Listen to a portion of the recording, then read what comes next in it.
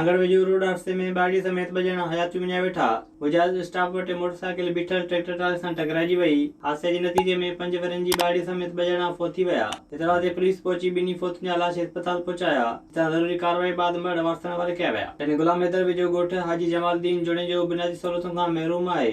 ॻोठ में स्कूल न हुजण करे ॿार लाइ झुॻीअ में सर्दी तोड़े गर्मीअ में तालीम पढ़ाइण ते मजबूर आहिनि। ॻोठाणनि जो चवणु आहे त संदन ॻोठ पुराणो आहे जंहिं में का बि सहूलियत न आहे। हुननि चयो त ॿारनि लाइ स्कूल बि न आहे जंहिं सबबु हू झुॻीअ में वेही तालीम पढ़ाइनि पिया। ॻोठाणनि मुताबिक़ त स्कूल लाइ इमारत ऐं रोड रस्तनि समेत ॿियूं सहूलियतूं ॾिनियूं वञनि। सेशन जज थरपारकर जूनियर क्लार्कनि जी डेप्यूटेशन ते मुक़ररीअ जा ऑर्डर रद्द करे छॾिया।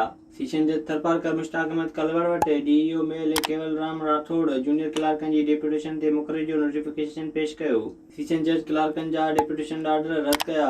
डीईओ केवलराम राठौड़ ॿुधायो त अदालती हुकुम ते जूनियर क्लार्कनि खे पंहिंजे असल पोस्टुनि ॾांहुं मोकिलियो वियो आहे। मेड़ में सुन्नी जमात काउंसिल पारां हज़रत अबूबकर सिद्दीक़ रज़ियल्लाहु ताला अन्हु जे वफ़ात जे ॾियारे ते मोकल न करण ख़िलाफ़ रैली कढी वई। मौलाना मंज़ूर चांडिया जी अॻवानी में मस्जिद अली मुर्तज़ा हतात मोहल्ला मेड़ खां रैली कढी वई। उन मौक़े ते अॻवाननि जो चवणु हो त हज़रत अबूबकर सिद्दीक़ रज़ियल्लाहु ताला जी वफ़ात वारे ॾियारे ते पूरे मुल्क में आम मोकल न हुजण नाइंसाफ़ी आहे। अॻवाननि चयो त पूरे मुल्क में आम मोकल करे हज़रत अबूबकर रज़ियल्लाहु ताला जो ॾियारो सरकारी तौर ते मल्हायो वञे। विज़िट कयो अवामी आवाज़ मीडिया ग्रुप जी वेबसाइट awamiawaz.pk